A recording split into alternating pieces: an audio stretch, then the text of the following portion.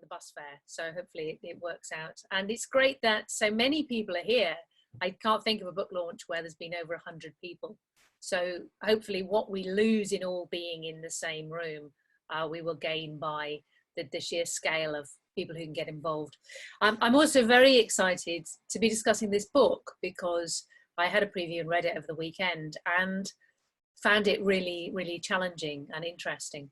So the way this evening will work is I will have an in-conversation with Professor Furedi for probably around 45 minutes, maybe slightly less, maybe slightly more.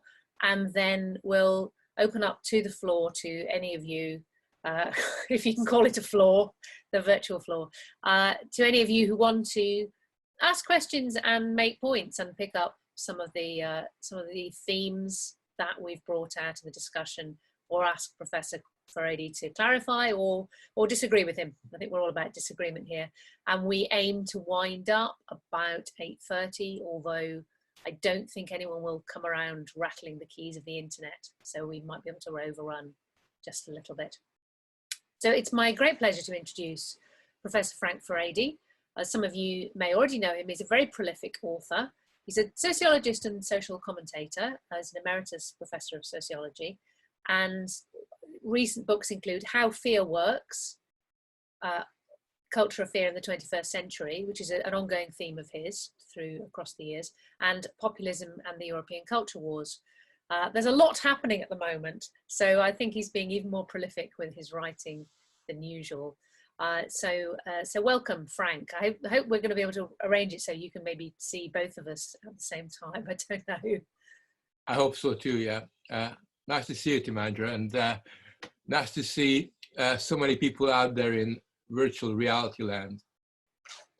I wanted to, I suppose the thing I want to ask you first is, I found the book quite surprising in many ways because there seemed to be some very paradoxical ideas, and I think although you do in the book try to unravel why things that seem contradictory are not necessarily contradictory, but there were a few things that really leapt out at me. You seem to be simultaneously arguing for freedom and for borders and boundaries, which, you know, for me is kind of slightly anarchistic, I suppose, and I like to roam freely across both the physical and conceptual range. I found that a bit counterintuitive. You also seem to argue that the divide between the public and the private is being eroded and washed away, but at the same time that we are obsessed with our own personal space in a way that we haven't really been before. And you also, and I think I found this the most interesting, you seem to argue for tolerance, but against being non-judgmental. So you seem to argue for being judgmental and tolerant.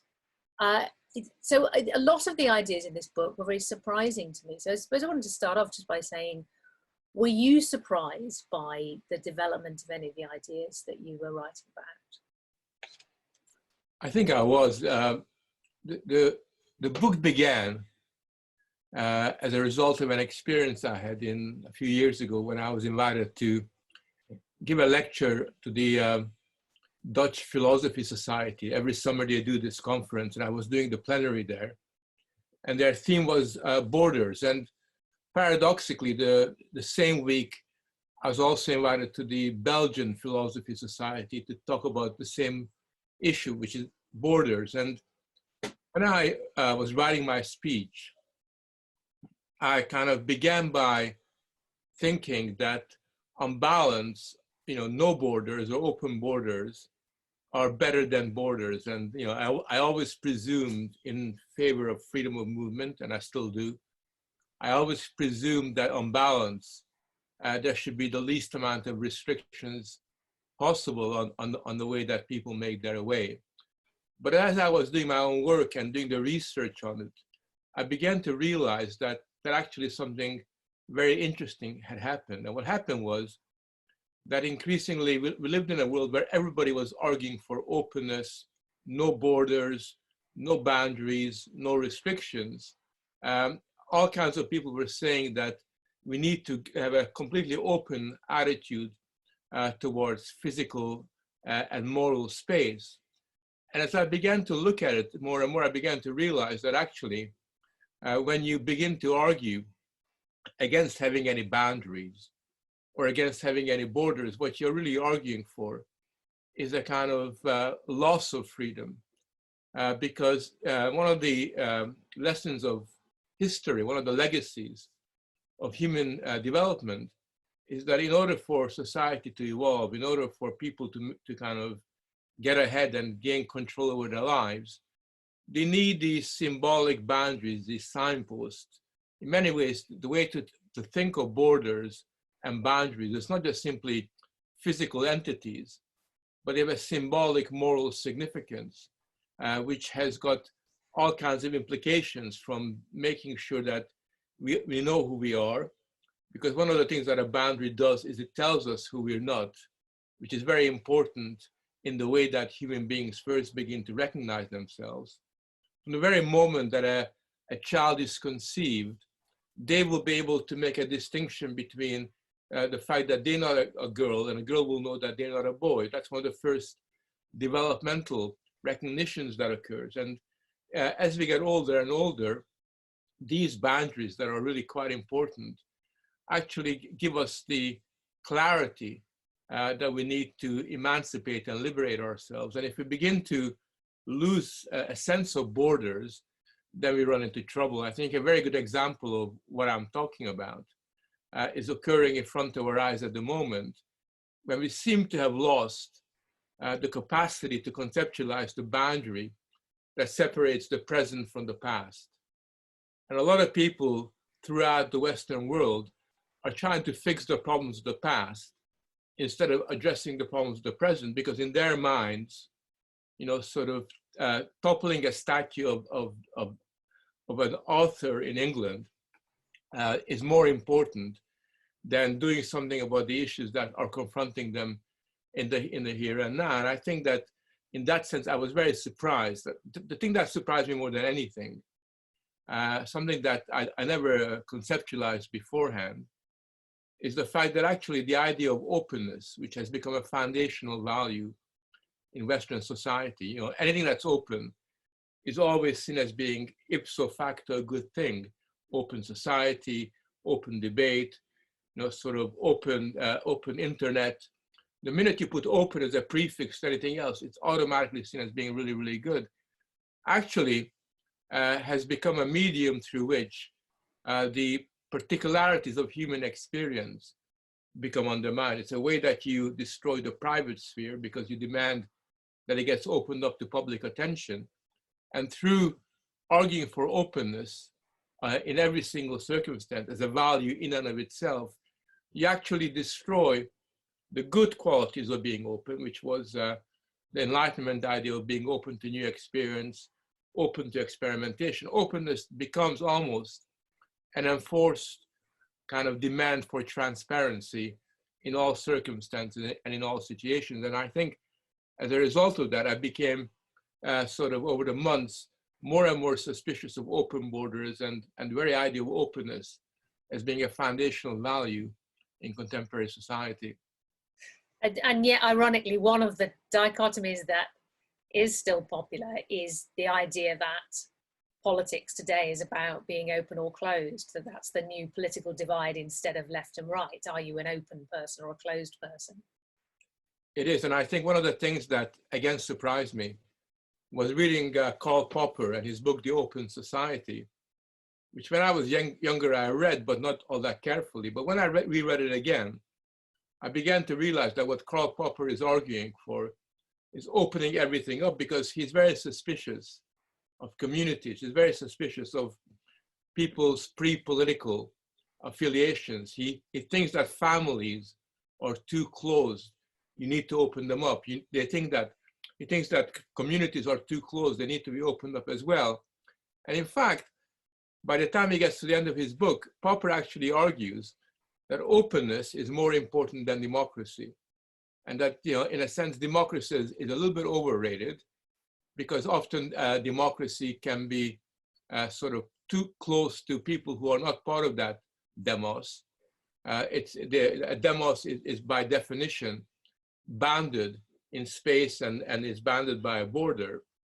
And therefore what he says is, I actually prefer the imperialism of openness to that of democracy. And he does use the word imperialism quite self-consciously as on balance a superior mode of being than a closed society. And a closed society in his mind is tribalistic, is narrow-minded, is particularistic, and therefore should be condemned. There's an extraordinary, I'm going to actually read out a bit where you quote Popper in the book, because it makes extraordinary reading right now at the moment, where he says, "We could conceive of a society in which men practically never meet face to face, in which all business is conducted by individuals in isolation, who communicate by typed letters or telegrams, and who go about in closed motor cars. Artificial insemination would even allow propagation without a personal element. Such a fictitious society might be called a completely abstract or depersonalized society." Now, the interesting point is that our modern society resembles in many of its aspects such a completely abstract society. And that just struck me as so incredibly like the way we are currently forced to live during lockdown, but which in itself just seems a bit like an extension of tendencies that are already happening, where we did live more and more separate lives, connected more by technology than in real life. So that idea of an abstract society, I mean, he obviously means it partly in the sense that it's hypothetical, but abstract also presumably in the sense of being taken out of your real physical context, real physical interactions with other human beings, and the particularity of a time and a place. I mean, if you take this book launch, for example, it's actually rather wonderful that I know there's people here from around the world. Someone was commenting in the chat that they're in Australia and it's 2 o'clock in the morning. So in a sense, we're now divided by time zone, but the whole world is connected through technology. So it has its plus side, but in another sense, we're all completely taken out of the particularity of living in a particular place, of being part of a particular physical community. Yeah, I think you're right. And I think I think Popper is very interesting because he anticipates a lot of the developments that are associated with what's often mistakenly called neoliberalism, that kind of globalist impulse, which in a sense has become very powerful, particularly in the way in which culturally it's been able to win the battle for arguing that there's something superior about being a citizen of the world, whatever that means, to being a citizen of a particular community or a particular nation.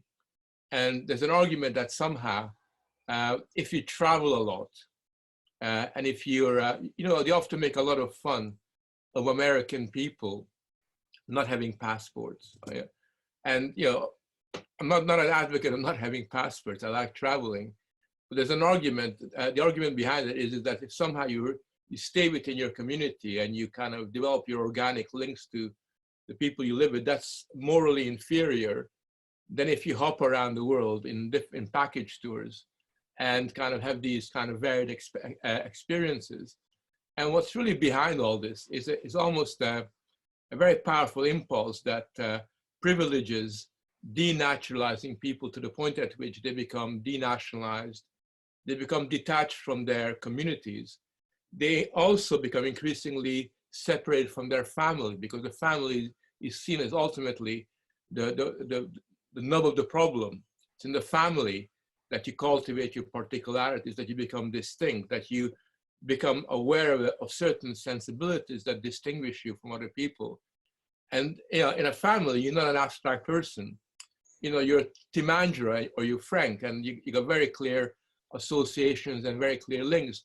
But if you take people out of those particular circumstances within they live, they then become, so supposedly it's said, cosmopolitan. But actually, they don't become cosmopolitan. They actually become, to some extent, dehumanized. And one of the points that I discuss in the book is when Hannah Arendt argues that the minute you actually have a world citizen, you do see yourself as a world citizen, you become detached from any particular experiences. You get to that point, you do at that stage in time become the subject of a totalitarian system. You cease to be a citizen, you become a subject of some kind of global international institution, which in her eyes, quite rightly, is far worse than the parochial existence within which some of us are forced into. So the argument I'm putting forward is not in praise of parochialism, not in praise of not traveling, but basically to sensitize ourselves to the fact that if we erode all the boundaries, we become to some extent demoralized. Our moral sensibilities, which are bound up with certain kind of boundaries and borders, become loosened and becomes weakened and gradually becomes unraveled. And in the book, the best example I can think of is the way in which this boundary then finally ultimately leads to the erosion of the boundary between men and women and children and adults.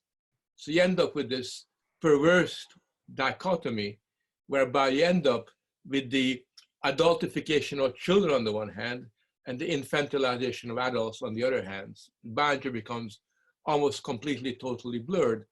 And you do end up in a situation where because of this, because this is seen as being on balance really, really positive, in the academic world today, there is a growing tendency to celebrate what they call transgression. That transgression studies are seen as being automatically good because you transgress, you don't recognize any kind of borders. And of course, this transgression is very different than real transgression in the past. In the past, when you transgress, you paid a heavy penalty for that. That had a huge social and personal cost. Today, when you transgress, you get a standing ovation. You're celebrated as a brave individual because you've now adopted a different gender, a different sexuality, or all the rest of that. So in that sense, the whole celebration of transgression, the celebration of openness, all these ideals, which appear to be progressive and appear to have this kind of positive aspect of it, are entirely corrosive and destructive, and have this kind of toxic mix of dehumanizing our sensibility. Well, this is one of the things I found very interesting and challenging about the book, that you kind of connect together some apparently very different things. So like the desire for open borders and free movement between countries, and then the erosion of social categories, some of which people would say, well, it's a good thing that people can move freely between gender roles, for example, that it doesn't matter whether you're born male or female, you can do what you like, you can wear what you like, call yourself what you like, and even conceptual boundaries. So I want to try and unpack those a little bit and maybe break them down a bit. I mean, to start with your point about each of us is born in a particular place, a particular family, and that makes us a particular person instead of that abstract person. There's a part that I found very moving in the book, which is exactly that, about Arendt saying you're born, so as soon as you're born, you are a particular person, you have a particular biology or a particular body, you are you and not somebody else.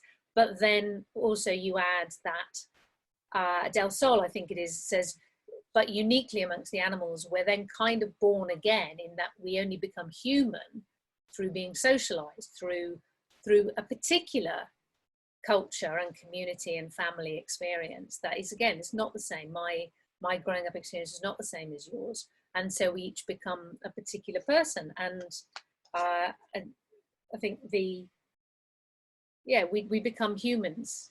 Humans become humanized. I found that a very moving passage.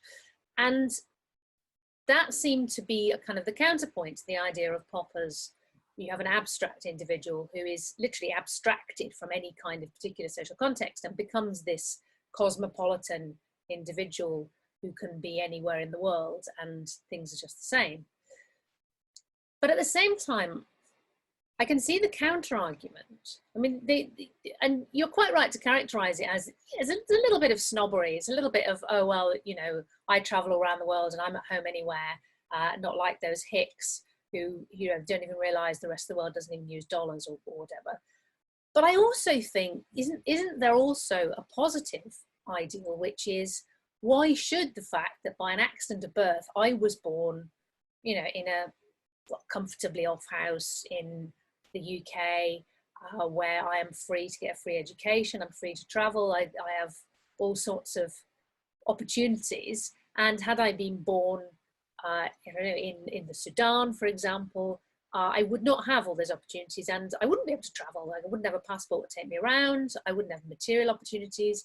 Is it fair that by accidents of birth, some of us should have these freedoms and opportunities and some of us shouldn't? And isn't it part of the Enlightenment project of equality that you should forget these accidents of birth and say everybody should have the same freedoms, everybody should get the same treatments? Therefore, it's unfair for us to put a border up and say, well, you can't come in here because you weren't born here. How would you counter that? Because that seems to me like the most compelling argument against borders being closed and, you know, ultimately the use of force to keep people out of one country who want to travel in there.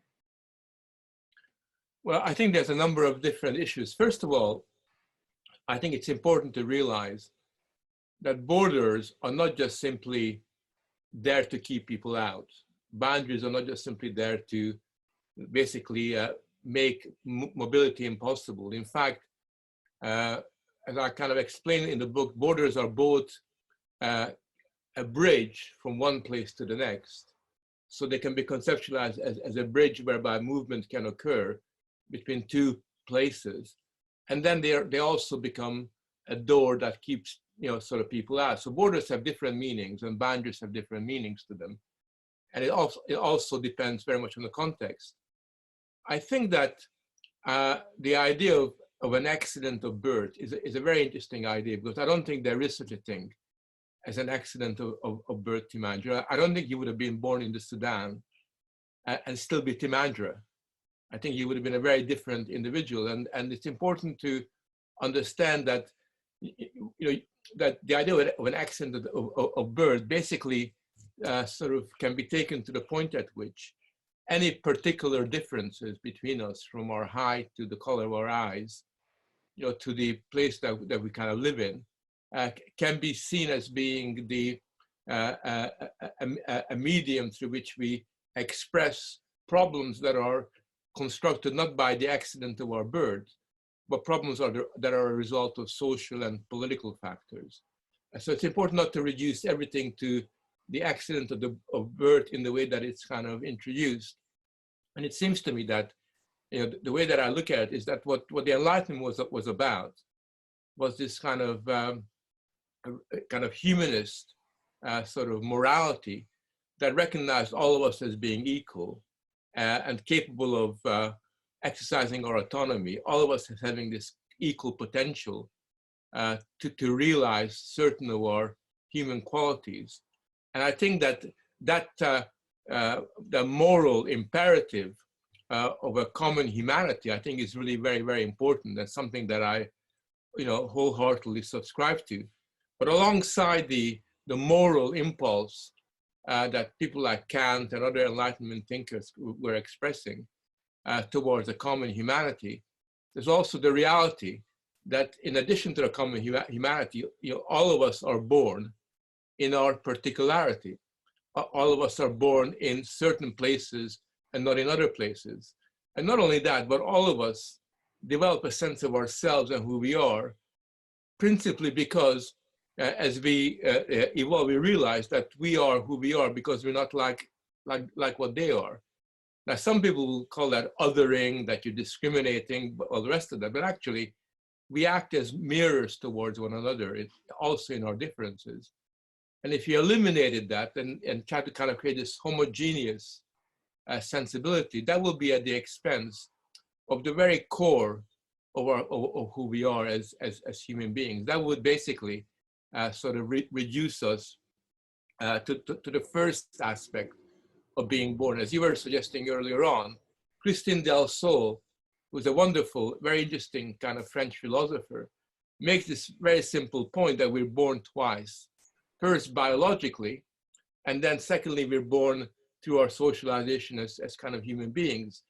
But that second aspect, in many ways, is as important as the first one, our biological birth. Otherwise, we'd just be simple biological, physical entities rather than real moral agents, which is what we become through our element of socialization. So I think in that sense, it is important for us to understand that if we eliminate that through getting rid of boundaries and borders, that comes at a very high cost. Now, as it happens, there's no real counterposition between the particular and the universal. There's no real necessity to argue that, I live here, I was born here, therefore I don't want to travel, because there is something wonderful in being able to understand how you are humanized, what your particular sort of background is. But you can easily go somewhere else. You can even leave it behind. You can even embrace other dimensions of human experience in terms of your life. That there's no contradiction between moving on and staying put, as long as we recognize that there is this twin element to the way that we become human beings. And I think for me, it is very important that both of those sides are understood and appreciated. And if you do that, then the border between the particular and the universal also becomes quite important. One last little point is that it's important to realize that when we use the word cosmopolitan today, it's got nothing in common with the Enlightenment version of cosmopolitanism. When, for example, Immanuel Kant, who wrote about cosmopolitanism quite at length, one of the first important philosophical contributions on the subject, he was at the same time totally hostile to world government. He was totally hostile because he recognized that if he became unbounded and deterritorialized, instead of being capable of being autonomous human agents, we become flattened out in individuals who wouldn't be able to realize the ambitions of the Enlightenment project that he was so much committed to. So what's the connection between the agency of the individual and being a citizen of a particular territory rather than just being a citizen of the world?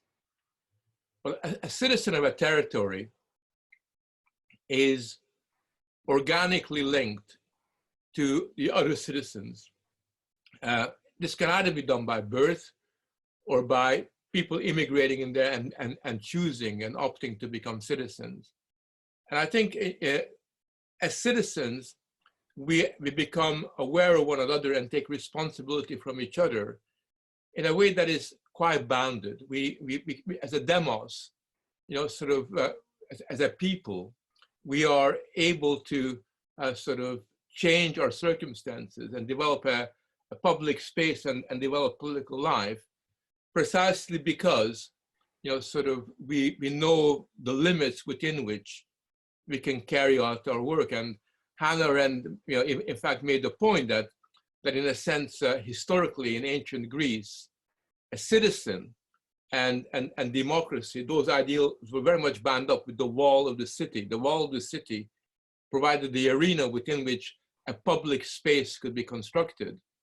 And once you go beyond that, then basically it becomes very difficult for accountability and responsibility to occur. And if you have no accountability and responsibility, the human agency loses its meaning altogether. There is no obvious public consequence to what you've done.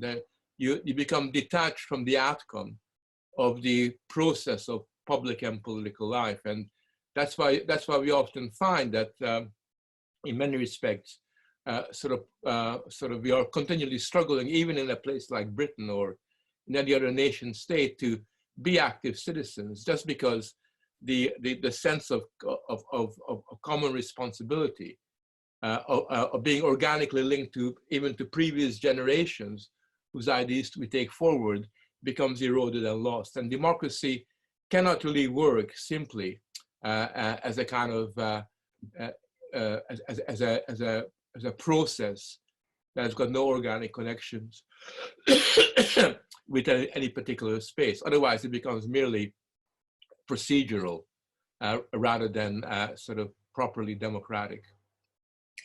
I think this links us quite nicely to one of the other ideas you talk about, which is that the boundary between public and private has increasingly been eroded. would you like to briefly say why you think that's a bad thing? Well, I think that two things have happened that are interconnected. As the personal has become political, and as our identity, the people we sleep with, the food that we eat, our lifestyle, all of these things are seen as having political consequences. So the public sphere has become very personalized. And I think it's interesting because you have this twin process occurring. On the one hand, in public, we expect and we demand politicians to behave more and more like reality television stars. And the media is continually pressing politicians to tell the world about their personal problems. And we often praise politicians, public figures, for the honesty with which they talk about their personal disappointments, their family issues, the bad parents that they had, you know, the background that they come from. So their personal stories acquires this enormous importance rather than what they've achieved, what their policies are, what they are really all about. And therefore you have this complete psychologization of public life that is occurring, where people get judged more and more on their personal characteristics rather than their political policies and their achievements. But at the same time as this is occurring, the private sphere, because it's now, the private sphere is political, the personal is political, the private sphere basically has its door sort of kind of forced open by the pressures of society. And you all know, for example, the way in which the private and the private sphere has changed its kind of meaning in our world. There used to be a time where we all recognized that a private sphere was important, it was essential, because that was the only place we could take our social mask off. That was the place where we could be ourselves. The private sphere was a place where we could be really intimate with each other. We could get a kind of closeness and proximity to one another that was impossible in any other domain of our lives and our experience. And therefore, the private sphere had certain virtues that was very clearly recognized. But today, if you look at the discussions around the private sphere, particularly around the family and the home is increasingly seen as a dark place. We talk about the dark side of the family. The home and what's happened in the private sphere is kind of condemned and indicted just by the image and the metaphor of a closed door. I mean, the number of times I've seen the closed door as being equated with, you know, somehow the implication of violence and child abuse and destructive behavior, and the demand to open up the doors of the private sphere, the home, and have more transparency there. All those things basically indicate that by and large, with these spheres kind of broken down, both of them suffer. And the reason why this is important for us, particularly from a democratic point of view, is because we recognize that these two spheres exist in a symbiotic relation with each other. You cannot have a proper public sphere unless the pressures, the emotional pressures of everyday life are taken out of it and resolved in the private sphere. And you cannot have a healthy private sphere, a genuinely kind of creative sort of a sphere of intimacy, unless people have an ability to express their kind of wider sentiments within the public domain. So both of them suffer as a result of that. And it seems to me that we've had this very destructive process due to the valuation of openness, where privacy is increasingly seen as something you want to intrude in, you want to micromanage. And the public sphere has been turned into one big reality TV show where people are performing and talking about their personal troubles and making their personal, particularly their identity issues, into the stuff of political life.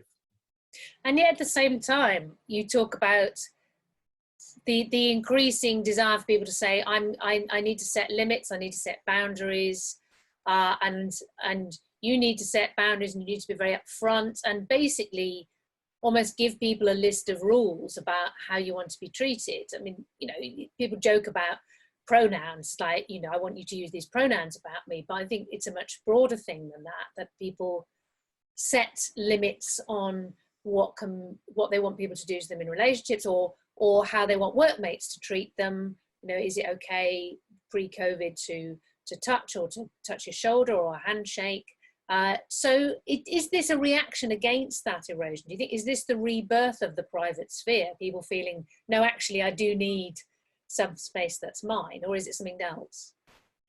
Well, I don't think it's the rebirth of the private sphere. It's a very personalized, privatized, sort of atomized, abstract kind of space that you're creating. You see, in many respects, this point that you just raised is the most important sort of point in the book, insofar as it pertains to our experience today, which is this.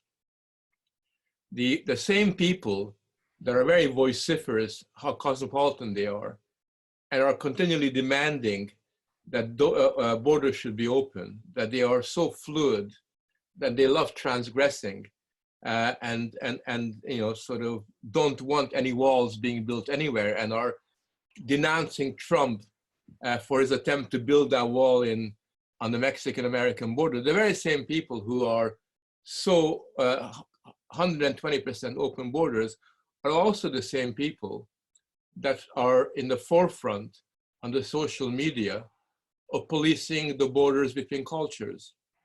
So, you know, we all noticed that in recent years, cultures are policed to the point at which it's quite unprecedented in modern times. I mean, the policing of cultures through the concept of cultural appropriation is really almost a caricature of this kind of policing process, where people are carefully sort of exploring and examining whether you or I have got the right to write about that character. Can Frank Furedi write a play about a Chinese individual, or about an African woman? Is that possible? Because that's cultural appropriation. Can I even cook, you know, a Chinese meal because I'm stealing from somebody their culture? If I do, can I go to a yoga class because yoga class, you know, defrauds the Indian people and their culture when it's in the hands of white people? So on the one hand, you have the policing of culture, but more importantly, and this is the real paradox, precisely at the time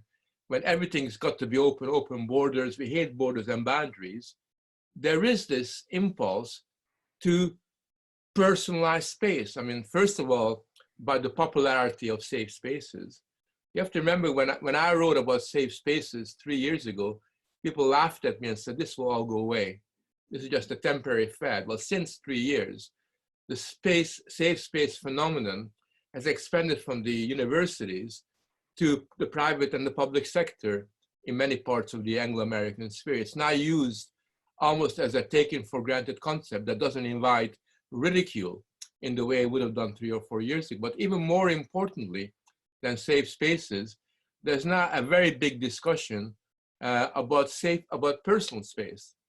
And if you go on Amazon, you'll find there are dozens and dozens of self-help books that help you to preserve your personal space and your personal boundaries. And boundary maintenance from another person is seen as being really quite important for your psychological sanity. Because if you become too close to each other, you know, sort of then problems will occur.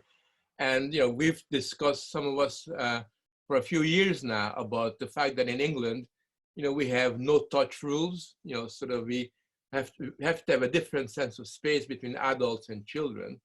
But all these privatized, personalized forms of space possession have acquired a real momentum. And I think it's quite interesting that, you know, 3 years before you and the public would have heard about social distancing, I was already discussing the concept of social distancing in relation to the safe space phenomena in my book on the universities, because social distancing as an ideal actually begins to be discussed by sociologists in the United States in the 1920s, particularly in relation to segregation, but also in relation to immigrant communities, and has now come back with a vengeance in the COVID era. But the COVID era has merely highlighted the cultural and social trends that were in existence beforehand. So we can see that the call for openness open borders actually coexists and is parasitical upon the creation of new borders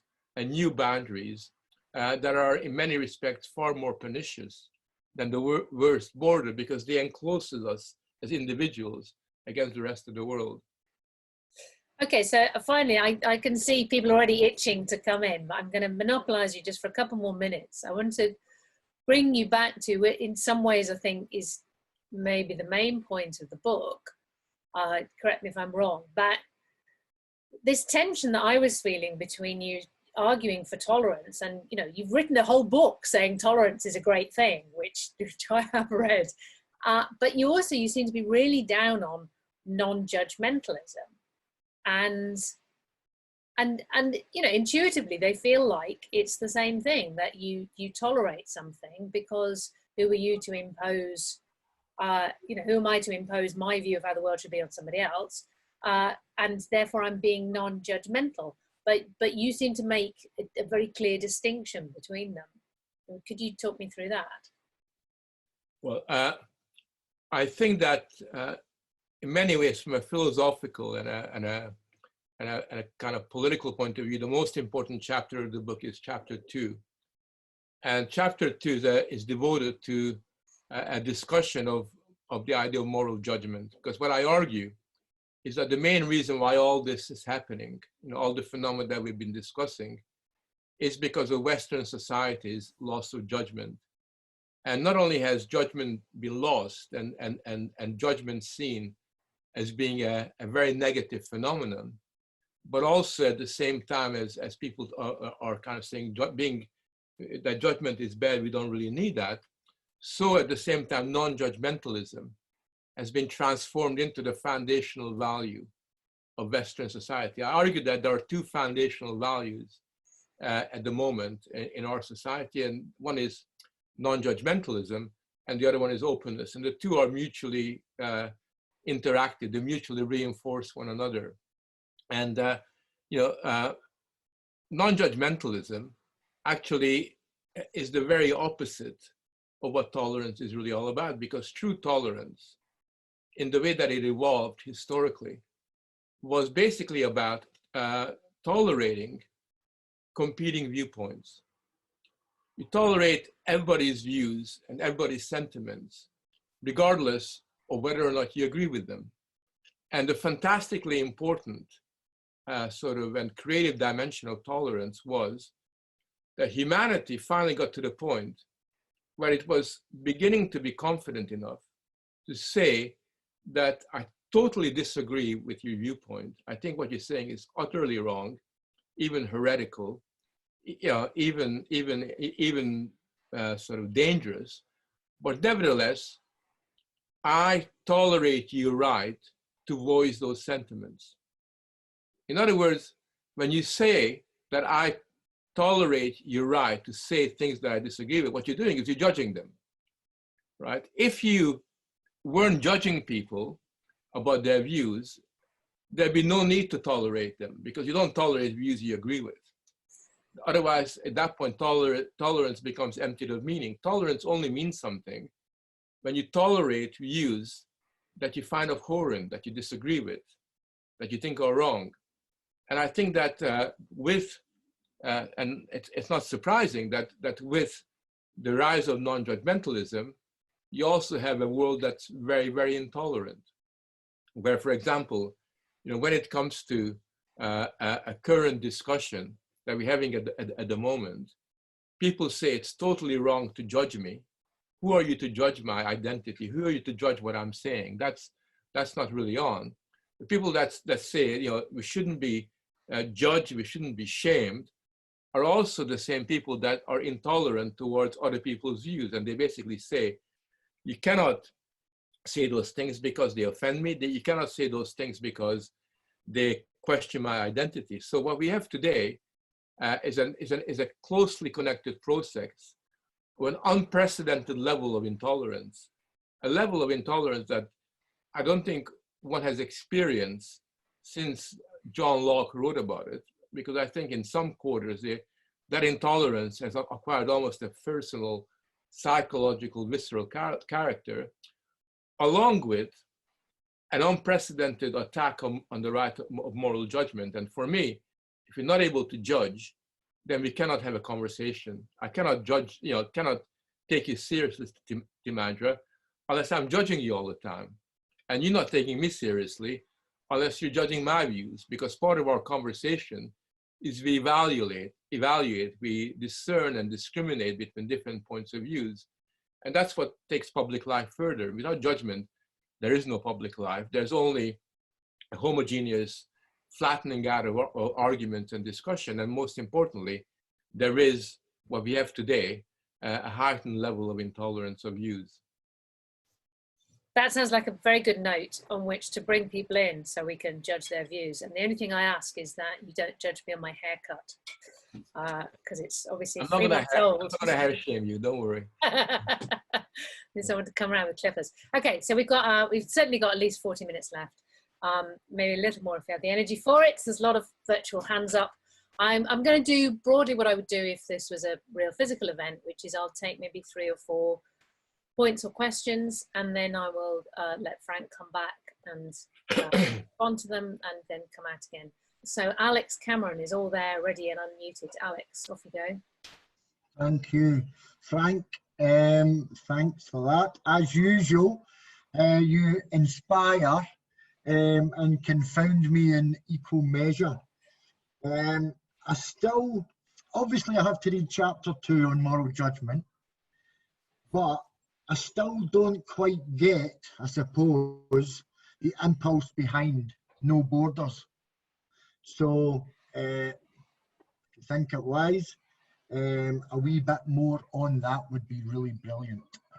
Okay, thank you, Alex. And admirably pithy, because there's a lot of us here. If you can keep your questions and points as pithy as that, that would be great. So, Nancy McDermott.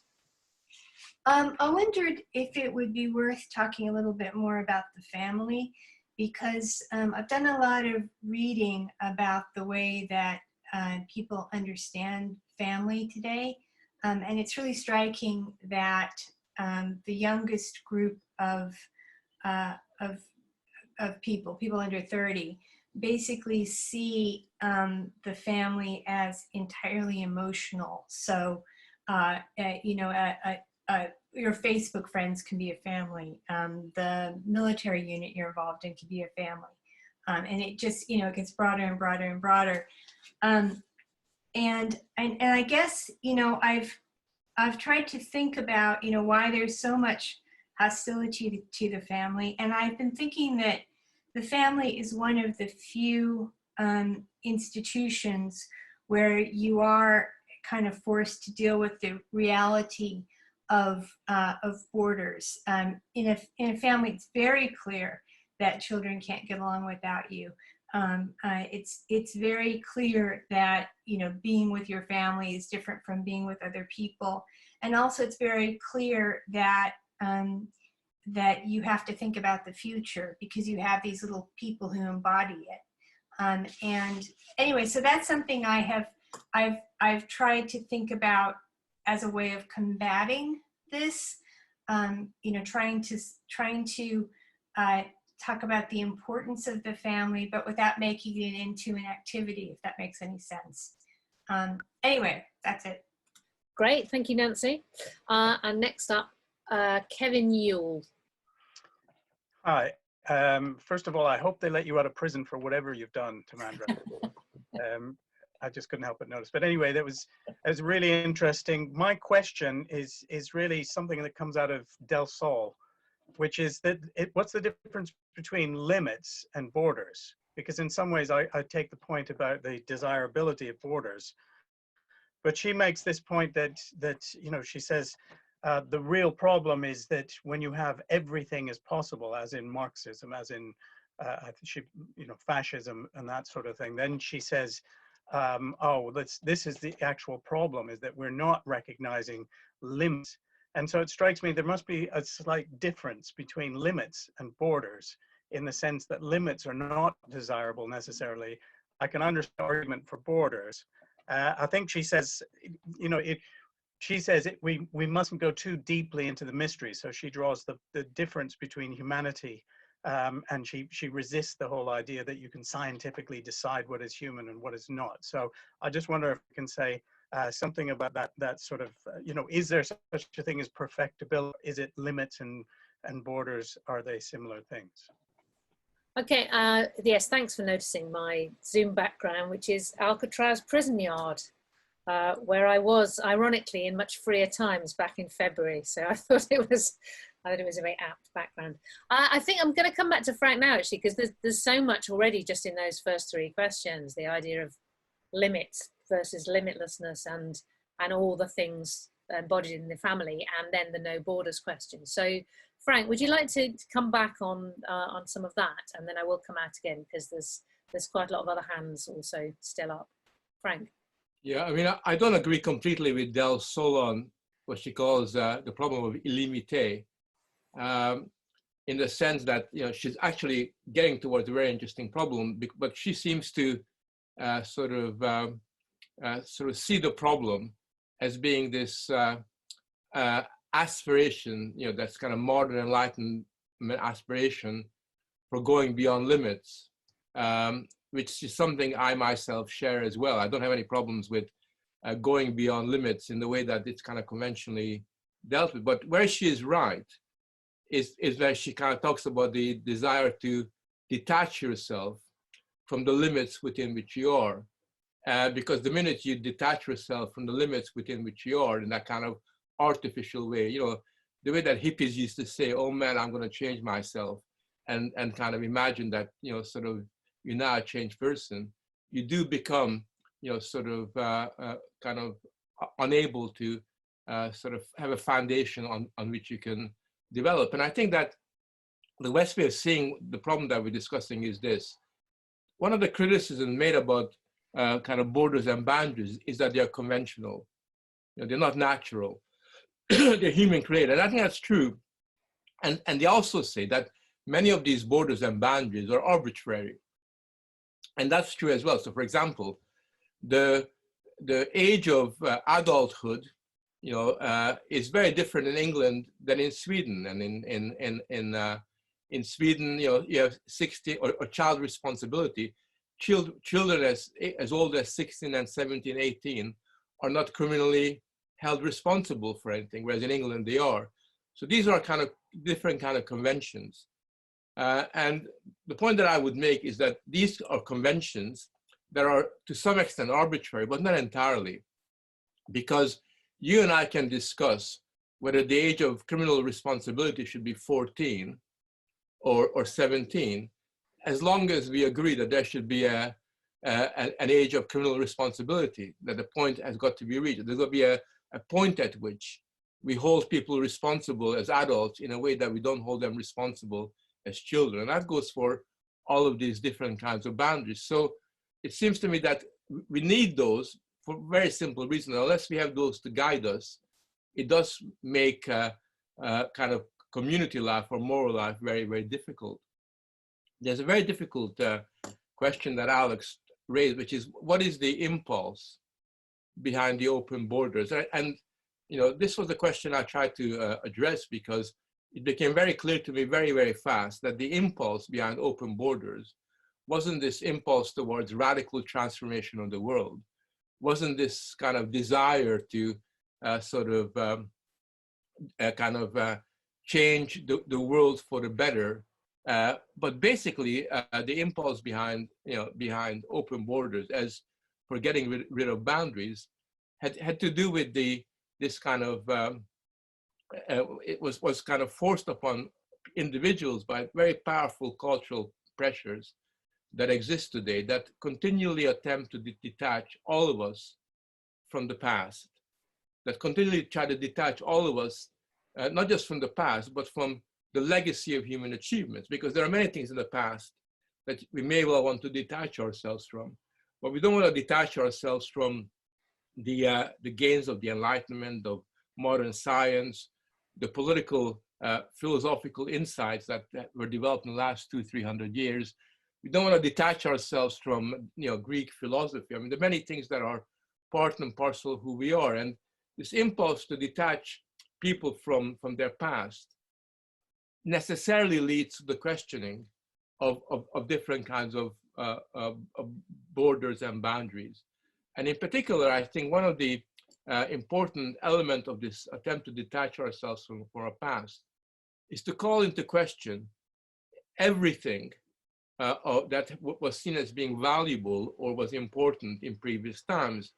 And it's called into question on the grounds that because we live in a rapidly changing world, which is continually accelerating ahead, in a new world, the values of the past, the insights of the past are completely irrelevant. That also pertains to Nancy's question about the family. You know, what's the point of listening to grandma's advice? What's the point of even following the parenting technique of your mother? Because in a new world, where everything changes so fast, those values have become to some extent irrelevant. And therefore we need to almost create things from a new kind of beginning. And you find these kinds of sentiments becoming sort of particularly important in relation to kind of community and social life, but they also kind of become almost like almost create their own ideals, because the ideals that are seen as being worth fighting for or seen as being positive are the ideals of boundedlessness, of not having any limits. So, for example, if you look at the writings of Agamemnon, this kind of Italian political theorist, whose name I could never pronounce, you know, he basically, and he's been the most forceful critic of open borders, the most forceful philosophical critic of open borders. He argues that the immigrant, the migrant, is the new vanguard that's going to change the world, because the migrant has got no links with any particular physical space or any particular culture. He's the future, he's tomorrow, and he basically has got this very disturbing dystopia, where in his writings, the migrants are, you know, when they put in a camp, become the equivalent of people in concentration camps during the Holocaust. So in his view, any kind of camp on a border, just because in his eyes a border violates, you know, human principles, any border on a camp becomes like a concentration camp, like the gas chambers were. But the migrant who's rebelling against that, who's kind of calling things into question, becomes the future citizens through which human transformation is going to occur, because they got no limits. So I think in that sense, there is this kind of impulse there, which is to almost look for something, almost become so detached that you are open to the idea of total openness, and that becomes a kind of rewarding element in the impulse towards open borders. The way you say that reminds me of the way that children are elevated as, because they are like a clean sheet, because they are not sullied by the terrible sins of adults. They are the hope for the future, precisely because they don't come attached to anything. They don't come with any baggage, and therefore they're somehow going to be the ones to change everything, almost by virtue of not knowing anything and not having any power and so on. You become tainted by your particularity, which is why people who are for open borders are also against citizenship.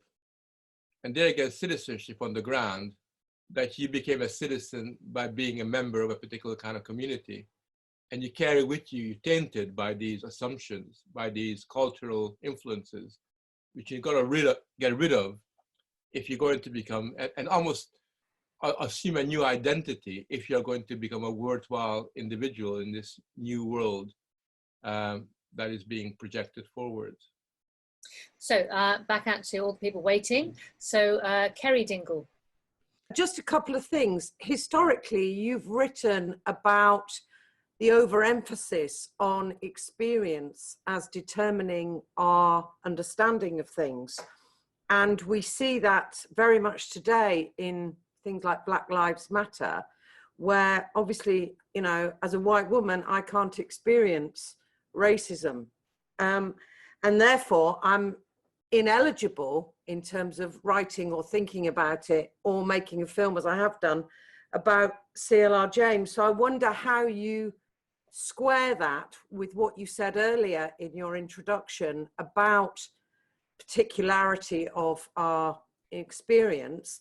And also I wondered if you could, on the same thing, how you relate that to things you've also written about quite rightly, which are very critical of things like infant or childhood determinism in terms of our immediate experience. Or is this what you're saying is of the moment in terms of we have to be entirely critical of the sort of openness brigade precisely because they have very backward consequences?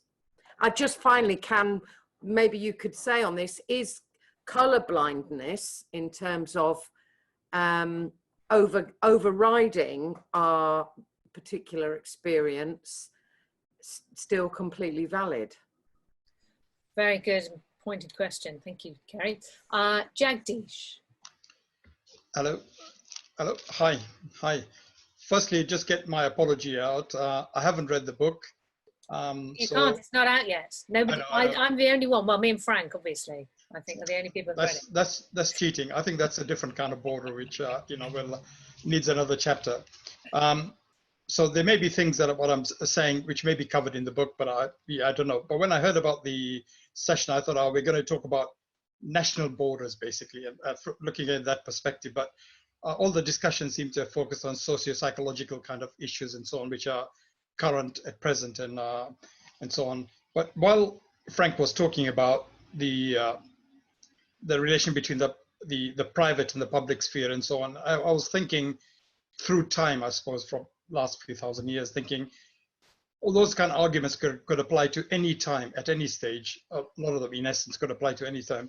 So what is different, and are we getting preoccupied because we're looking at it through a micro kind of at a small space of time and seeing what is currently kind of important? But I think if you look across a wider kind of sphere, the way I was looking at it is that we're probably going through a transition from the old days when the borders were to do with the nation state, the maintenance of property, labor, and means, production, all those kind of things.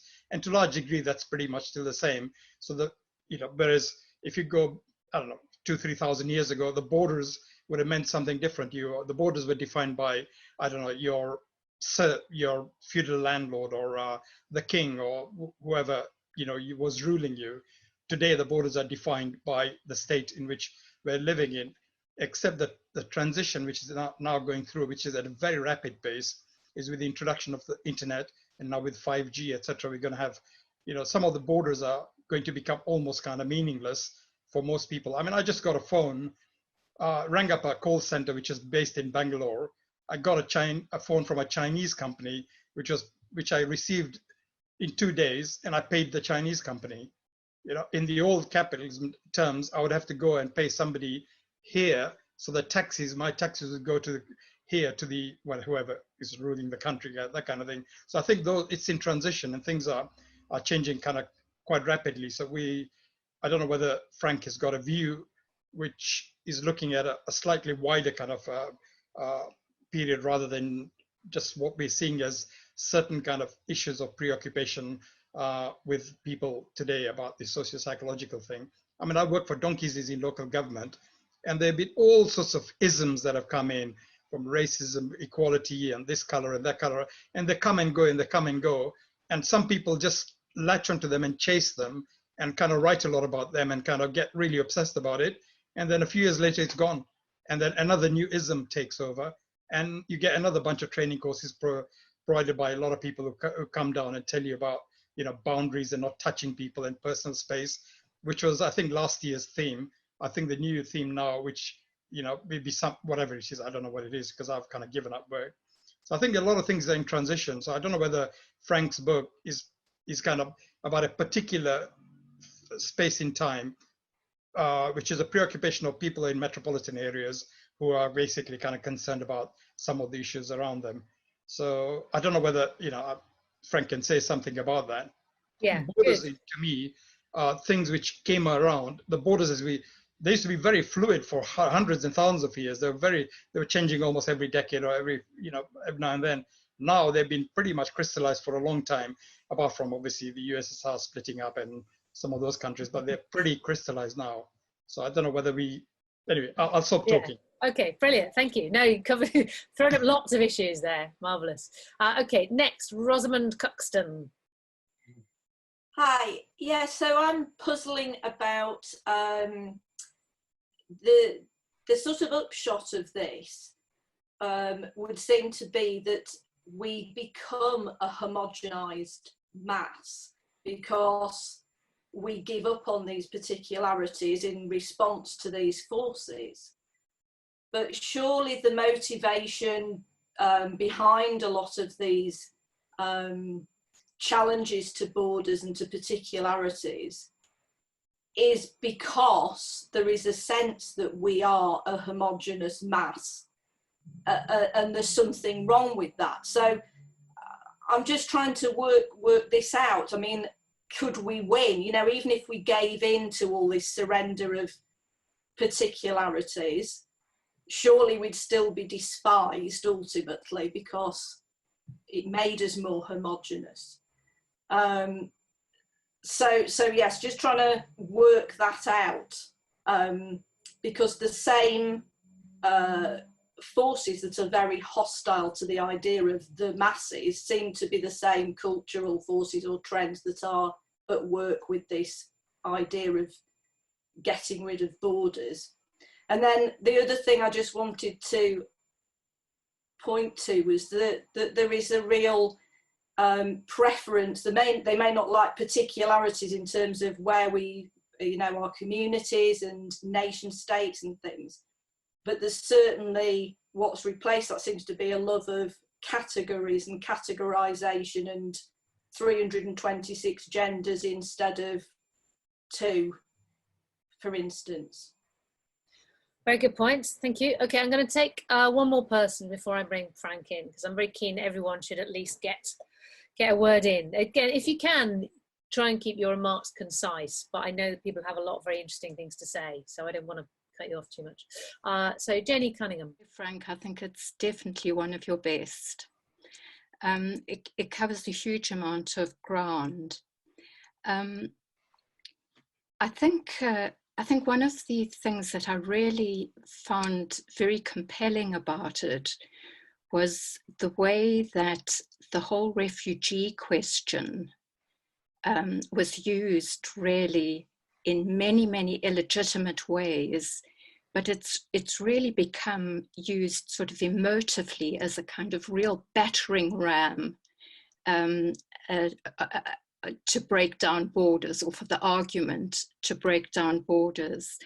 And in fact, almost to the extent you suggest that the refugee becomes transformed into the sort of prototype, of the new cosmopolitan citizen.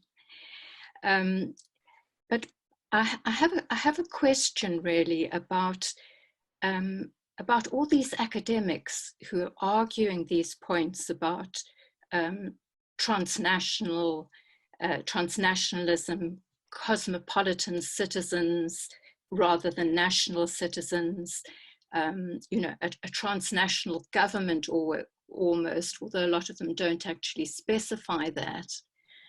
I mean, how can self-respecting academics really argue these things? I mean, they are, as you point out, completely abstract, completely idealistic, in the real world. And yet they use this to put forward all sorts of ideas about, the problems with the national citizenship. So on the one hand, you're left wondering, is this just willful delusion? Or is it actually really a complete disdain for democracy and for majoritarian rule? Is this a kind of underhand way of really attacking democracy and majority rule? Well, that's a nice judgmental note on which to bring Frank back in, I think. So the ideas are piling up there, Frank, but feel free to range across whatever you want to at this point. Yeah, just to, in response to the question, on July 13, the paperback will be available on Amazon. I think it'll be 22 quid. You can already get the paperback from Routledge. I think somebody put up the link for $21.99. If you want to buy it, you can get that now. I think Jenny is absolutely right. I mean, you see, a lot of the things I describe, it's not like an ideology that people have embraced it and they have a very clear objective. But it just so happens that all the people that believe in cosmopolitan governance and transnationalism regard democracy as an inferior form of public rule. They kind of regard democracy as no big deal. And in particular, because they regard democracy as no big deal, they are completely 100% against the idea of a citizen. They think that citizenship that's nation-based is inherently discriminatory, and therefore they prefer a transnational citizen. And what they really have in mind, what they idealize, is these international NGOs, non-governmental organizations, like Amnesty International, that kind of comment on everything. They're totally unaccountable and unrepresented. That's their dream of what they call as a kind of international civil society. But I think it's important to remember that they themselves are often not totally aware of how contemptuous and destructive they are, sort of in the way they talk about ordinary citizens. It was really brought home to me today. There is again, I can never pronounce his name, a New York Times columnist called Paul, I call him Paul Krugerrand. He's an economist who got a Nobel Prize. And he's got a Twitter up which shows a bunch of old white people in Florida. And he's saying COVID is putting to an end, sort of white supremacist. So I think it's really a good laugh that old people are dying in Florida. And in his mind, the picture of old white people, sort of walking along like this is a personification of a supremacist just because, they're not citizens, transnational citizens in the way that he is. Rosie raised a very important question, which is, quite interesting because homogeneity is a bad word in the woke vocabulary. Homogeneity is seen as being inferior to diversity. And one of the reasons why diversity is valued so much is because it undermines community homogeneity, and therefore undermines people who have common understanding, taken for granted views. But in being against homogeneity, what they actually are putting forward is the homogeneity of the abstract, detached individual. And that's the irony. If you can imagine in the book, one of the points that I make is every time they say something, they also have a parallel let out clause. So it's not that they're against particularities. They're only against particularities that are organically linked to community or are organically linked to the past. They love the particularity of identity. So the way they go about doing things is they would like to detach citizens from their nation and the community and repackage them as identity-based individuals. And indeed, one of the arguments they put forward time and time again, it's there all the time, is they say that it's really good that identity politics has come about, that people think their identity about their sexuality, their identity about their ethnicity, their identity about this and that is so important. Because the more important identity becomes, the less important becomes the one identity they really hate, which is that of national identity. In other words, every identity is okay, except if you identify with a particular kind of nation. And just finally on Jagdish's point, I actually think that the argument that national borders are becoming less important is only partially true.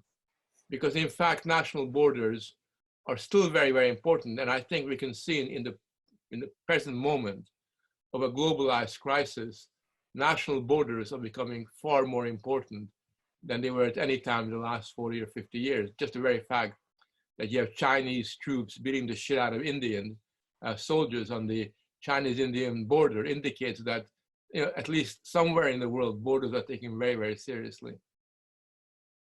Great, thank you. Okay, I'm really gonna try and let everybody get their word in before we finish, which means we probably will overrun. Apologies if you have to get a virtual or a real bus anywhere. So Martin. I'm really looking forward to reading the book as well. Very quickly, I like what you said about toleration, but I'm thinking of perhaps flipping the idea, and I don't know what you think about this. And it's not toleration as a concession, as, you know, putting up with something, but toleration as being strong enough to bear something. So if you think of the Toleration Acts, for example, you know, the 18th century, where the British state saw itself as strong enough to tolerate non-conformity, but funnily enough, not strong enough to tolerate Catholicism fully. So yeah, the idea of toleration coming from a position of strength, not as a kind of grudging acceptance of the other, if you like. So strong sense of self, if you like, and the implications, or you know, the implication of that for borders. That's it. Great, thank you, and admirably pithy, marvelous. Sheila. So thank you so much. It's really, really interesting, and I have a love-hate relationship with paradoxes. But I suppose my two questions for Frank. One is, I've heard you speak before about the fact that we've been separated from our pasts being a problem. So that's part of the problem that we've got, in the sense that we're separated from the past. But equally, we're not tied to the suffering of our forefathers. So I think I've heard you say both of those things, and I understand that paradoxes are possible, but how can both of those be true?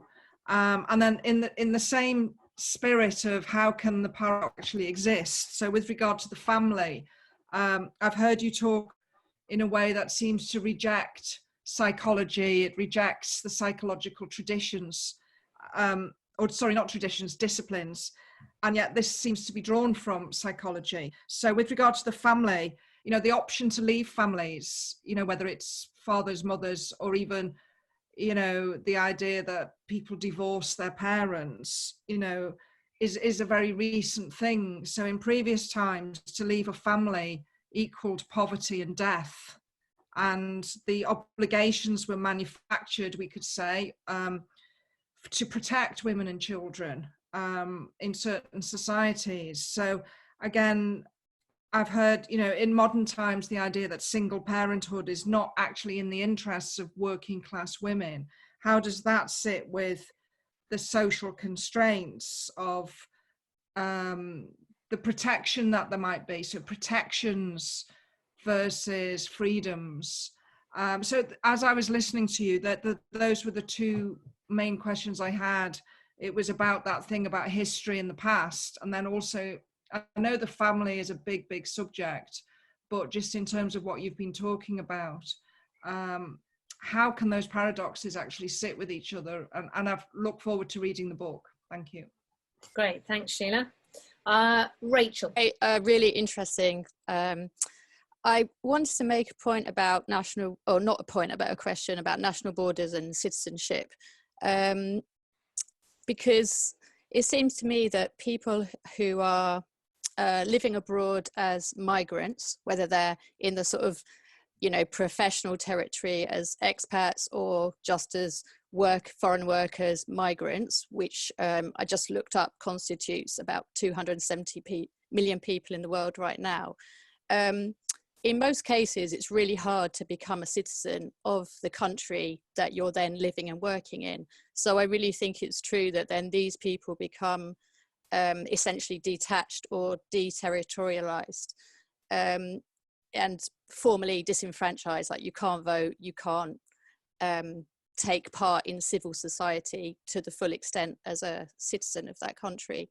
So I'm just interested to know, what would you say then is the solution to this situation? Should we be arguing that borders should perhaps be more enforced, but that people should be able to become citizens of a country quicker? Because also at the moment, it's the fact that people say we're living in a globalized world. I would say, having lived abroad, I say, well, yes, but people who paint a picture of it being this kind of easy come, easy go, or you can just go and live here and live there, is patently not true. There's always loads of bureaucracy, loads of form filling, lots of barriers, but goods can move around freely, but people can't. Very good point. And finally, before I bring Frank back in, I know that Ella, although she's the host, she also actually wanted to chip in and say something. So Ella, why don't you chip in now, and then I'll bring Frank back in. Thank you, Timandra. Yeah, I mean, Frank, I think I just wanted to put the question in terms of something that's, when I think about borders at the moment, the first thing that comes to mind is the trans debate, just to give it a kind of a tangible example. And obviously that discussion is fascinating, because on the one hand, we are told that it is progressive to be, borderless, fluid, everything goes, there are no sort of solid definitions. And then obviously but at the same time, trans activists who want to assert the fact that, for example, trans women are women, have very clear distinctions between genders. So actually you can't be fluid, you have to be very defined, even if the definition is, this very sort of small thing like pansexual, all these very tiny, they actually seem to be a lot of the time putting up borders. But the question I have is really, what I want you to sort of do is make the positive case for why borders in that kind of discussion, for example, about gender, is a positive thing. Because I think instinctively, I do instinctively when I come to thinking about gender, would like things to be kind of culturally open to the degree of which, I'm a lot of the time unsatisfied by the definitions that people come up for manhood or womanhood.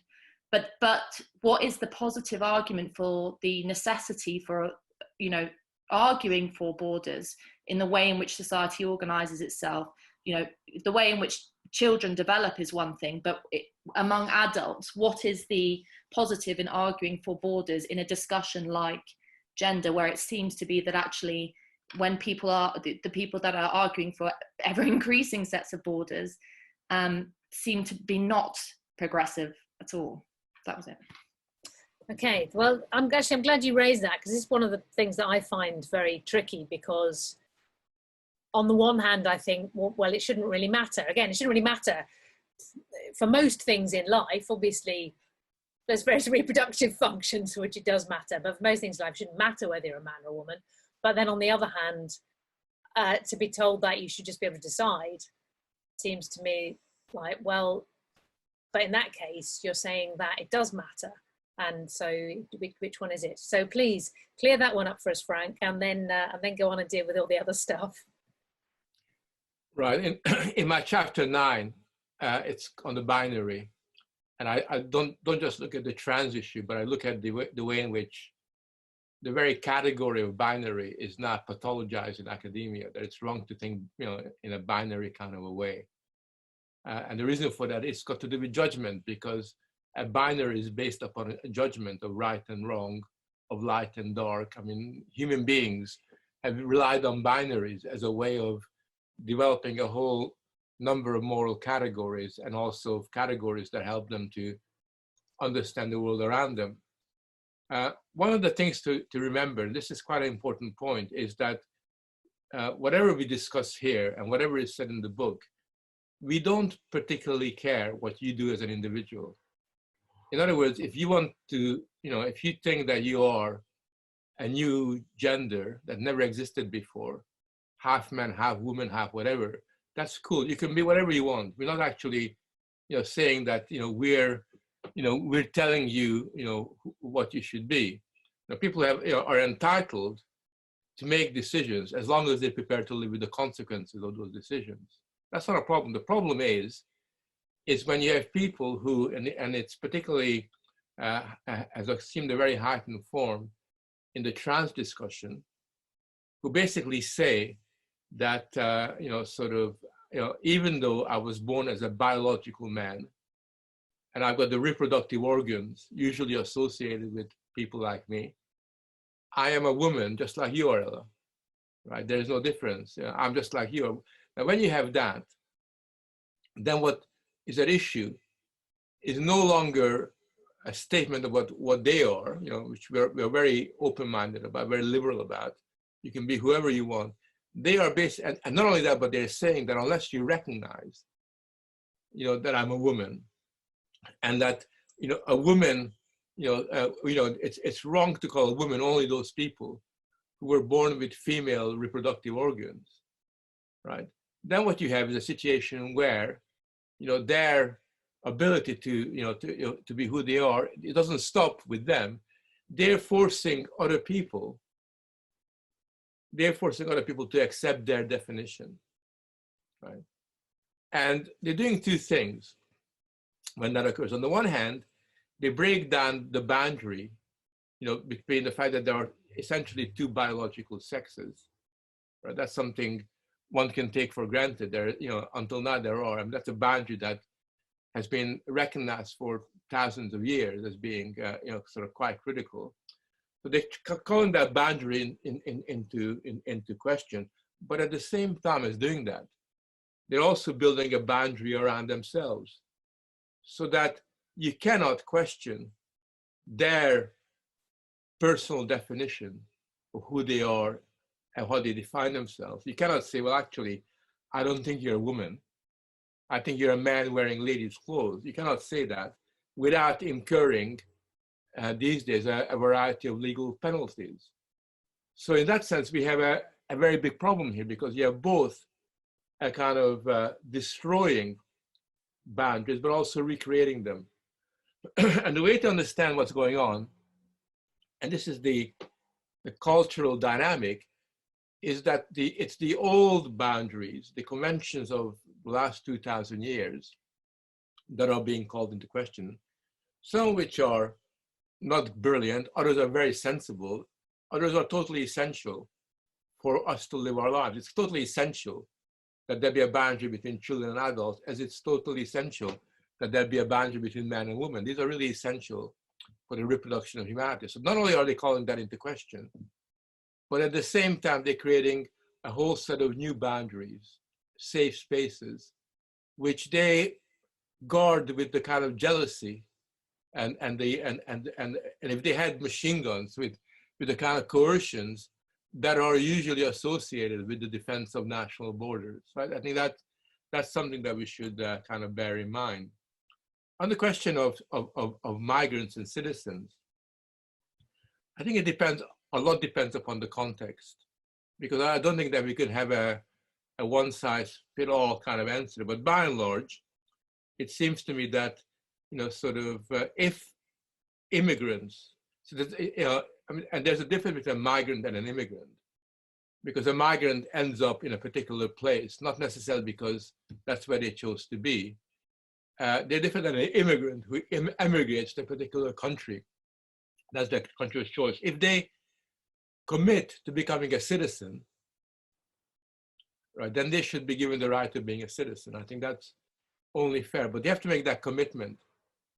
And citizenship should not be just given out to anybody just because they arrived at the door, not because you want to exclude them, but because becoming a citizen and being a citizen involves assuming a responsibility for the future of that society. It's a privilege to be a citizen rather than an automatic right.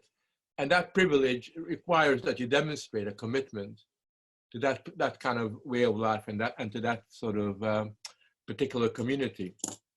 So that's how I would kind of pose that. On the question about the past and history, I think that, you know, it's not that we want to be sentimental about the past, and we don't want to be sentimental about our grandparents or about our ancestors, you know, sort of, and assume an uncritical orientation towards them. But what we want to be, what we want to uphold is this process where there's an intergenerational connection that is built up over a period of time.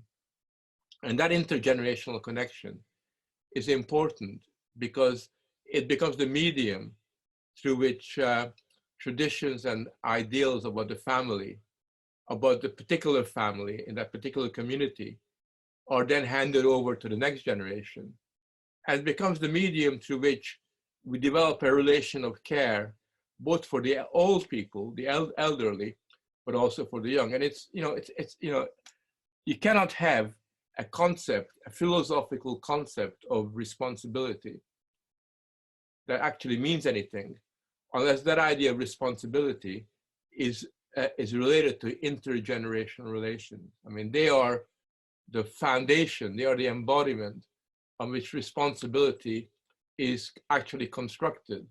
In other words, before I could be responsible for somebody down the street, another human being, you know, I will have had to learn what being responsible is within the context of that intergenerational reaction. And that's why it's so dangerous to try to detach us from the previous generations, so dangerous to detach us from our history. And that's why we have to have a very strong sense of family life that's generationally bounded, not because we want to be continually in touch with our grandparents and everybody else. We can move away if you like to, but we can only learn those lessons of responsibility within that particular context. And that's why very often you'll find that family forms that are detached from generations are struggling with developing an idea of adult responsibility for children, or children developing a responsibility for others.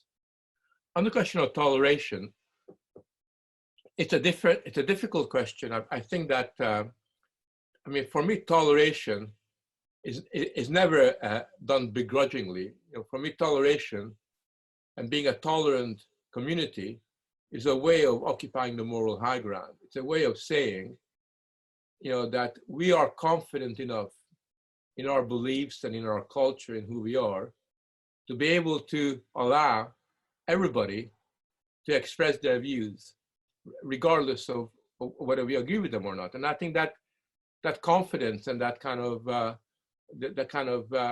value that you attach to the hearing of other people's views is very important, because in being tolerant, what you're also saying is that it's much more important that that person that I disagree with gets a chance to express their views, their wrong views, than shutting it down, because I might be able to learn from them. And not only that, but it's only through sort of arguing against their wrong views that I will learn from myself really what I think. Because very often it's when you're forced to argue against somebody else that you really realize what it is that you genuinely believe in, rather than what you were told in the past. At the moment, America and Britain is going through a process of what I call toleration in reverse, where we're not only cutting and curbing free speech, what we're also doing is we're being intolerant towards what you believe, what's in your head. So we have all these new concepts like microaggression, where you criticize not what you do or what you said, but your kind of unconscious bias. And now we all have unconscious thoughts, but who's going to tell us what they are, and who has got the right to police our unconsciousness and unconscious thoughts? And we now have these workshops in universities which are designed to change your inner thoughts and actually attempt to colonize. So the boundary between the self and public sphere is broken down to the point where you're trying to change people's inner thoughts and kind of take control and mastery over that. So in many ways, we're going backwards in terms of the way that toleration works. And even the boundary of the skull is being abolished in terms of... I'm afraid so. My beautiful skull is being colonized, yes. Right. Now, we are technically over time, but I do want to at least give everyone a chance to have their say. So what I'm going to do is, I can see 5 hands up virtually. So I'm going to let all of those people have their say, and then come back to Frank to round us off with some final thoughts.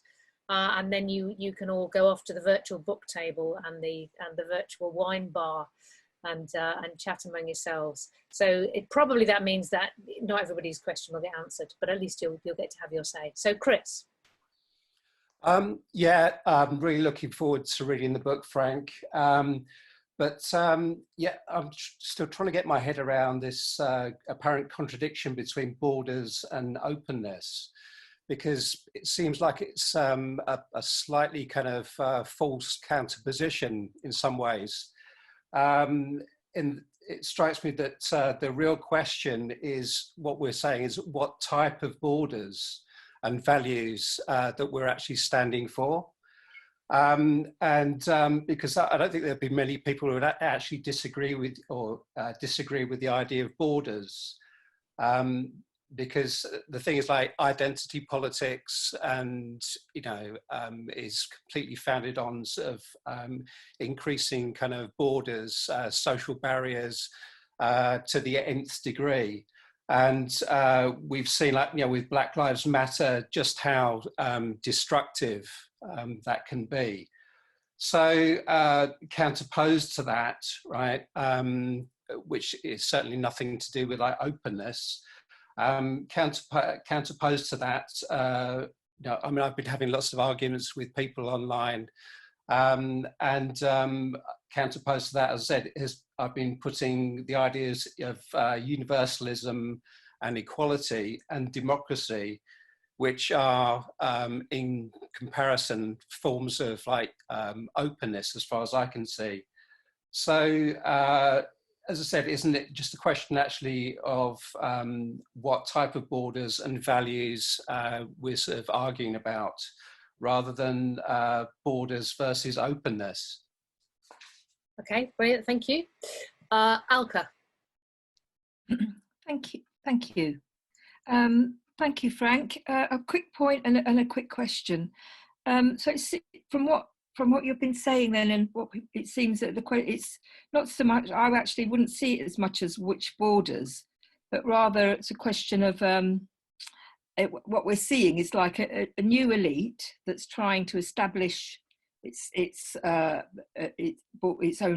borders.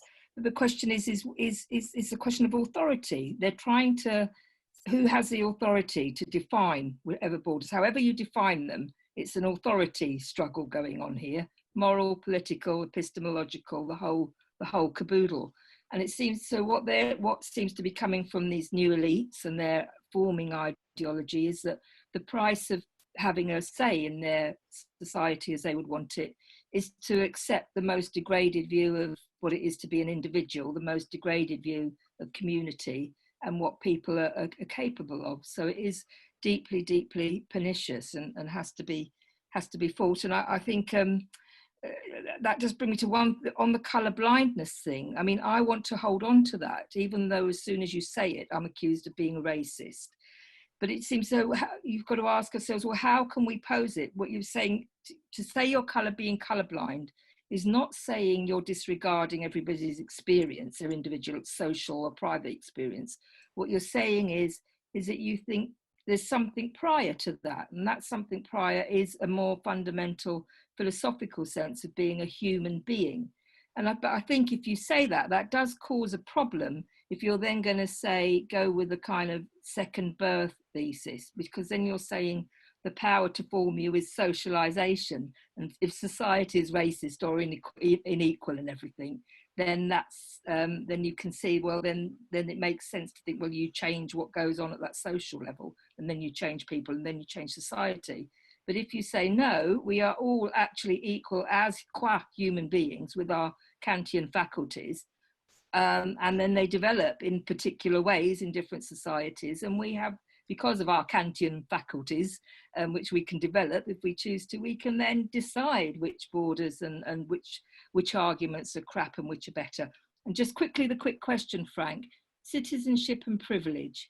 I totally agree you can't kind of dole it out like sweeties, but I am worried about the idea of posing it as a privilege, because it does seem to me it's setting up a door for a kind of second tier citizenship where it's a privilege, you meet the criteria, but then what if 5-10 years down the line you don't meet the criteria? Can that privilege be taken away? Great, thank you very much. Usha. Thank you. I'll make it quick. I'm conscious of time. It's not so much a question, but perhaps a comment and an observation, and maybe Frank would do a follow-up book on this, I'm not sure. When it comes to the question of borders, I've been then consequently fascinated by the consequence of its consequence in terms of what happens to that entity, whether we call it a nation state or a territory. And in recent weeks, I've been quite fascinated by some of the discussions that are coming out from tech entrepreneurs, particularly based in Silicon Valley, who are looking at the centralization of internet power in the hands of a very few American companies, and looking at how technology is slowly starting to decentralize itself. And there are a couple of really interesting books coming out. So tech entrepreneurs are discussing and planning the discussions about building smart cities, which are essentially cloud-based communities where the work is organized around remote interactions, physical distancing, but socially, technologically networked and connected, building cities around crypto asset ecosystems. So currently we find that tech companies are dominated and centralized, but many countries like China, Russia, and India are already starting to build their own ecosystems, their digital ecosystems and borders, building. So the general idea seems to be, let's build a community first, let's go cloud first, land next. Let's build a community first and then materialize into real estate. But within that, sort of adopt some of the principles of democracy, such as virtualizing social interactions and evolving certain civilized norms and codes of conduct, which there are, I think, even a couple of books out on Amazon on building smart cities, which I found very fascinating. And I don't think that is far off, to be honest, because I see that particularly when looking at the work of fandom and fan communities, when you look at people who coalesce, fans who coalesce around a particular celebrity or a pop star or a boy band or something like that, they genuinely see themselves as a democratic country without borders, who are bound by technology and a particularity and an identity that allows them to coalesce around a common object of desire, which allows them to shape their own particular identity and sense of connectedness around what brings them together, kind of like a borderless country in itself. So that was just the point that I wanted to make. That's all. Thank you. Yeah, very, very salient. It's that question of whether technology, in fact, enables Popper's abstract citizen and abstract society to become a reality, like a more permanent version of us in this book launch, gathering around Frank's book as our object of desire. So Alex Sandish. Thank you. So Frank, you've talked about both borders and boundaries, and I'm just wondering whether it's important to distinguish between the two of them. And for me, I see. And I might see this differently from other people, but I see a border more as a circle, and obviously which encompasses something, and you've talked about it in relation to a physical border around a country or a community, and then I see a boundary as a line, which and most of the boundaries we've talked about tonight are abstract boundaries between adult and child, genders, and so forth. So, but they're both. So I'd say a border is a type of boundary, but do we need to? Does the difference matter? Obviously, they both involve a judgment, and I guess that's what your book is about. But also they have a relationship. So to just throw one out there, in relation to, say, Brexit, you could see how difficult it was always going to be for us to draw, to come up with the boundaries or borders between, say, Ireland and Northern Ireland, because we don't really have I don't think we have a concept, or we find it very difficult to give meaning to the nation of the United Kingdom today. So that's my question. Okay, how about you specific? And finally, you get the last word from the audience, Gregor. So no pressure, but make it really good. Great. Thank you. I thought that Alex's point that he just made was really interesting. What's the difference between a border and a boundary? Drawing the boundaries there, and that question of borders and boundaries being essentially about meaning, strikes me as one of the really powerful thrusts of the book that I have not read. And I wanted to ask a question that relates also to a point that Chris Sharp was making and that Alka was making, talking about why not argue about specific borders or specific boundaries, boundaries and borders that we might think are important. For example, boundaries and borders around the individual versus everybody else, or the difference between adults and children, those kind of boundaries. Why? It's a question, Frank, about how you decided to frame your argument. Why, rather than choosing specific boundaries and borders to argue about, right? Why argue for a general defense of borders? As you were saying, with respect to identity politics, there's lots of arguments for no borders and no boundaries, but there's a very clear policing of certain borders, a clear policing of certain boundaries. Why not target and argue against the specific borders and boundaries and argue for other certain specific borders and boundaries and other certain kinds of forms of openness?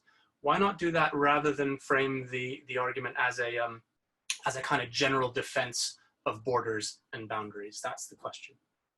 Well, how beautifully, Gregor, you have essentially segued back for Frank into the entire title and justification of his book for his last words. Frank, we've got about 5 minutes left, so clearly you're not going to cover everything that people have raised in that last section. Whatever is useful to you to wrap everything up together and leave people with something coherent to take away, or maybe something provocative and incoherent. I don't know, it's entirely up to you. Over to you, Frank. The last word is yours. Yeah, thanks, Timandra, and thanks everybody for the contribution and for taking part in this. I don't know, the reason why I'm defending borders is because borders and boundaries, right, and the two are actually interconnected, are essential for human beings to gain and find meaning and express meaning in one form or another. And it seems to me that, you know, what I'm really most against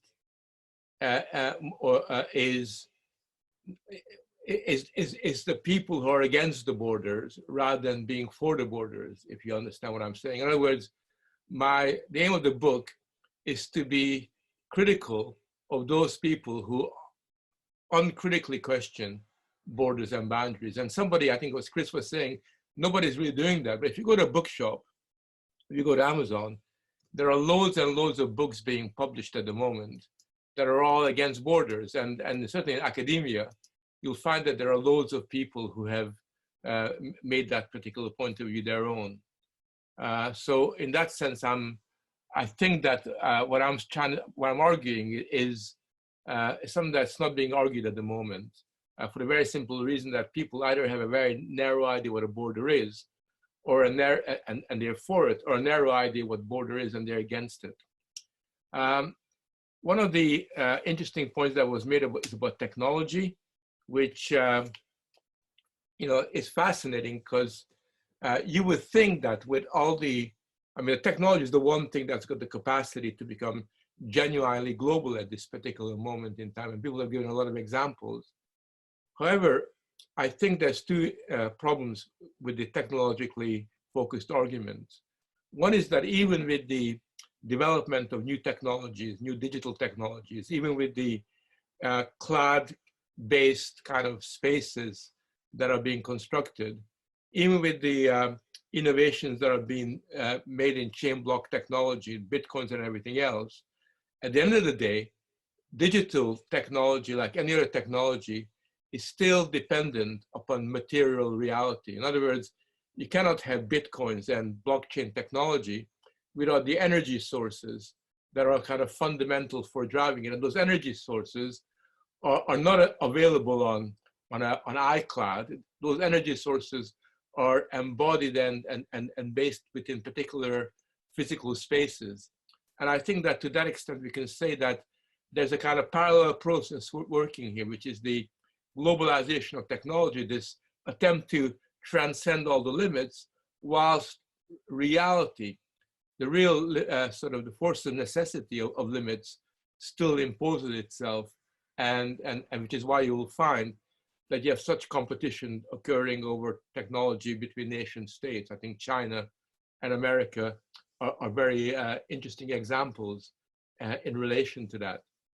I also think, and I haven't got time to go into all the different arguments, I also think it's important not to confuse democracy with participation, because what technology does is it gives people the opportunity to participate, but democracy is going to be seen as a more specific standalone concept. One of the ideas I look at in the book is what I call the contamination of concepts, where you break down the boundary between concepts and other phenomena. So for example, democracy is a very good example of how you contaminate a concept by calling everything democracy. You have democracy within the family, you have democratic decision-making, sort of in a Boy Scout setting. You have democracy being shown to children in schools. You have democracy used in all kinds of settings, whereas in fact democracy, in the way that I understand it, only makes sense in one context, which is in the public domain of political life, where you have citizens exercising their agency democratically by having this particular right to vote. So I think that the contamination of concepts, which is quite bound up, and we haven't discussed it with this discussion, it's particularly relevant to the online experience, because what's happening in online is that the online world uncritically takes kind of categories and concepts which are relevant for the offline experience, which are embodied and based upon specific relationships, and takes them into the domain of the internet. And okay, you can use the same words, internet democracy, but it has a very different meaning, and actually corrupts the meaning of its original idea, which is not really about just participant. It's not about just process or being allowed to say or do something. It's got much more fundamental aspects about that, much more important dimensions about that. But I look forward to more criticism from you people, and I think the book will raise a lot of interesting questions that I hope that will trigger a kind of a constructive reaction, and will stimulate you to look at some of these issues in a slightly different way. Thank you. Thank you, Frank. That was really interesting. And thank all of you for your questions and your points on the chat, which I didn't manage to read simultaneously. It's been a really stimulating evening. And thank you, Ella and the Academy of Ideas, for organising it. And on that note, I'm going to hand back to Ella to